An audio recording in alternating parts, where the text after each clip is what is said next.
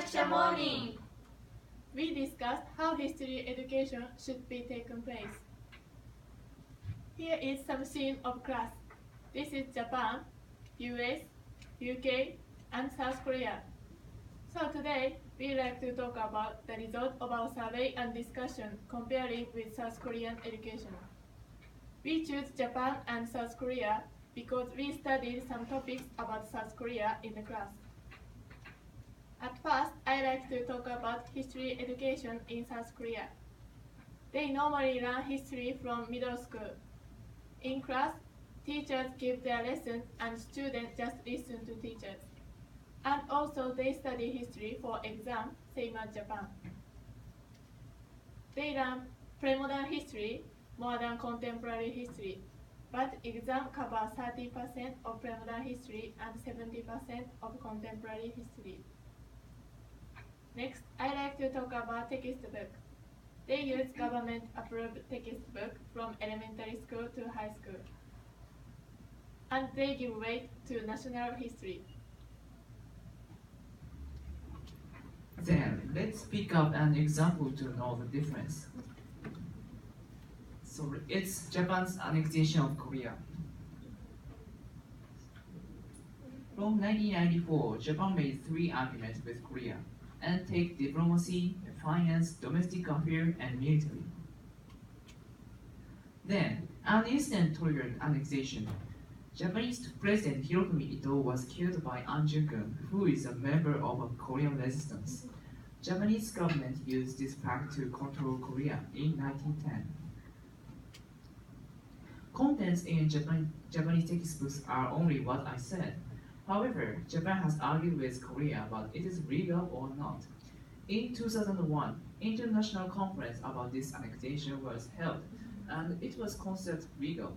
But the controversy after the annexation was almost eliminated from Japanese textbook. On the other hand, there are some different words of the fact in South Korea textbook. South Koreans don't think that was legal annexation. They think Japanese government eliminated their own cultures, so they have a negative opinion about it. So we both have different opinion about the historical background. So we think it is trigger of the dispute about annexation. But now, in field cultures, we both communicate with each other. Some Japanese like South Korean drama and fashion, and Japanese anime is very popular in South Korea. So we import and also export cultures. It means the younger generations tend not to think about true historical background. They are just enjoying kind of music and fashions, so it looks like they have good relationships. Many Japanese young people like South Korean culture, like K-pop.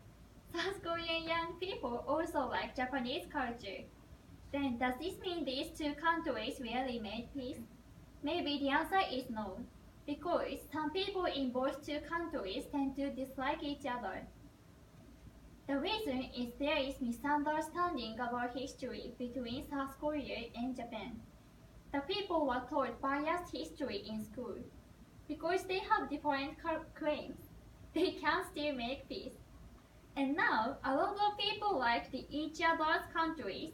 That's not because they were taught correct history, but because they don't consider history on their own and don't have their opinions about it. Of course, not all young people though.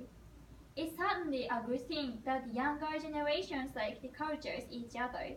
But is it really okay that they don't think about history on their own? Of course not.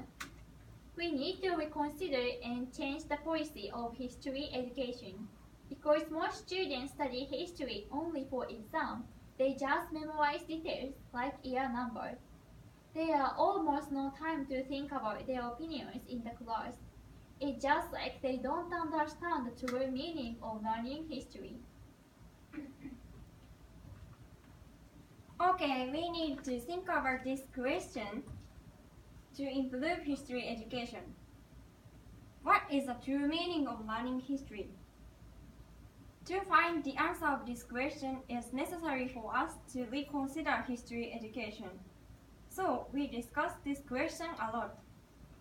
It's very important for us to learn history because it's the first step for globalization, such as having global filters.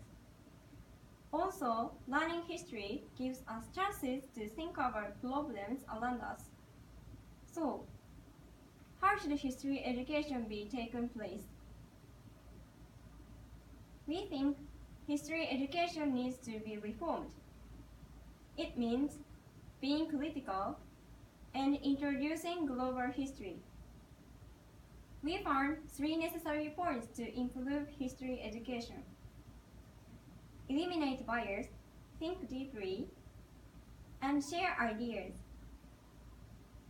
It's really important to know the fact, to always think why did it happen, to exchange ideas in the class, and to share different ideas from other countries. In this presentation, we focus on history education. But what do we really want to tell through this presentation? It is, learning history makes it possible to learn from the failure in the past, to understand the current situation of the world, and to make the future better. Why don't we make better future by learning history? Thank you for listening.